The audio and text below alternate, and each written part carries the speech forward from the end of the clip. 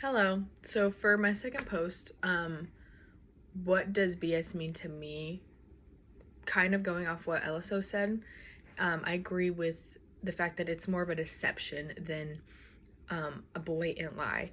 So to me, it's almost a form of gaslighting where you know the truth and you know what you're doing and what you're saying is not necessarily a lie, but it's a twist of the truth almost. And it's kind of a way to just like you're just trying to hear yourself talk almost. And it's a very derogative term, and I've always kind of seen it as a derogative term.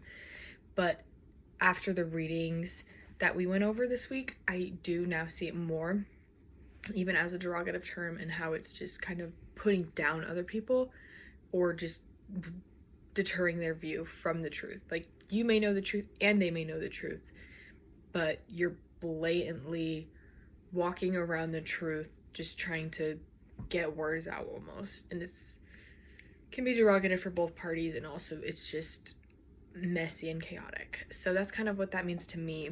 And then what the practice of BS would look like in the context of a college ethics course like this one. I would say more than what Eliso said about it just being you accept what you hear and you're not necessarily just looking into things and forming your own opinion. You're kind of just taking it in and moving on.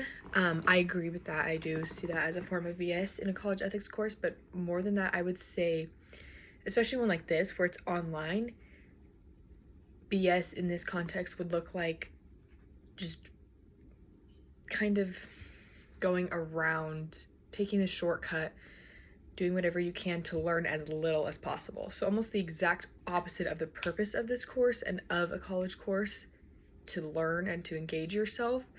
I would say that BS in this context would be doing the exact opposite and trying to make shortcuts for yourself and try to just get it done and learn as little as possible. And in terms of norms and expectations that should regulate group participants in the form of agape love or loving one another in this class, or like how Eliso said, respecting each other's opinions, but also kind of keeping your opinions neutral. I would say it's almost, I agree with more of the accepting others' opinions, but you don't need to necessarily let it be like change your views. I think it's important that we accept differing opinions and that we have differing opinions, because that's kind of what is so beautiful about, life and people, is that everybody's different and everybody has different views and beliefs and values. But I do think it's very important, as Eliso said, to do that in a respectful manner. You're not trying to change others' opinions necessarily. You're just voicing why you believe something and why it makes sense for you and why it could make sense for others. But we're not necessarily shoving that onto other people.